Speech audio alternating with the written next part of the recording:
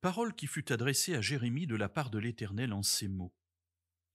Ainsi parle l'Éternel, le Dieu d'Israël. Écris dans un livre toutes les paroles que je t'ai dites. Voici que les jours viennent, oracle de l'Éternel, où je ferai revenir les captifs de mon peuple d'Israël et de Juda, dit l'Éternel. Je les ferai revenir dans le pays que j'ai donné à leur père, et ils en prendront possession.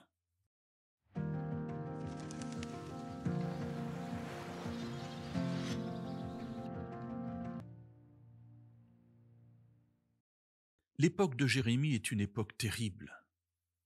On se trouve au moment où Israël va subir plusieurs exils pour être envoyé en Babylonie. On se trouve donc à la fin du règne des rois de Juda. Il va y avoir ensuite l'exil, et quand on part en exil, on ne sait pas si on reviendra. Dieu envoie 2 prophètes à cette période notamment. Le prophète Ézéchiel pour ceux qui se trouvent déjà en exil et qui vont ainsi pouvoir entendre la parole de Dieu donnée par le prophète.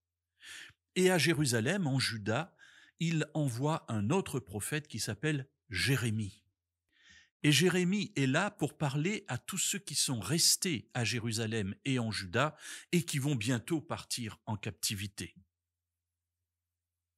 Dieu fait une promesse. Il dit à Jérémie, voilà, écris dans le livre tout ce que je vais te dire. Et que dit-il à Jérémie?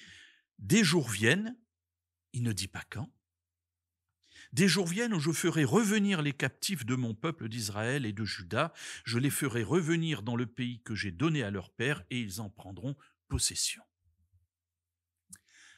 Alors mes amis, très souvent je me dis j'aimerais bien entendre la parole de Dieu. J'aimerais bien entendre la voix de Dieu me parler. Mais est-ce que ce serait plus simple pour autant? Je n'en suis pas sûr. Ici, les habitants de Jérusalem et de Juda vont bien entendre la parole que Dieu leur dit. Vous allez partir en captivité, en exil à Babylone, mais vous reviendrez, et vous reviendrez pour pouvoir habiter dans le pays que j'ai juré à vos pères de vous donner. Oui, mais quand? Dieu fait une promesse. Cette promesse, je suis certain qu'il la tiendra, et nous qui vivons évidemment après ces événements, nous savons que Dieu a tenu ses promesses puisqu'Israël est bien revenu en terre de Canaan, mais eux ne savaient pas quand, et il va se passer plusieurs dizaines d'années avant que le peuple ne puisse revenir.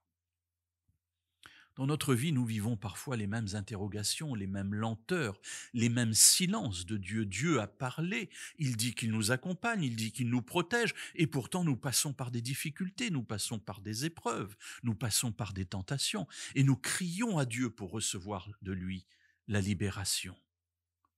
Alors oui, Dieu nous assure de la libération, mais il ne nous dit pas toujours quand. Il nous demande d'avancer par la foi, en sachant qu'il interviendra au bon moment, de la bonne manière, à nous de l'attendre et de l'attendre avec foi.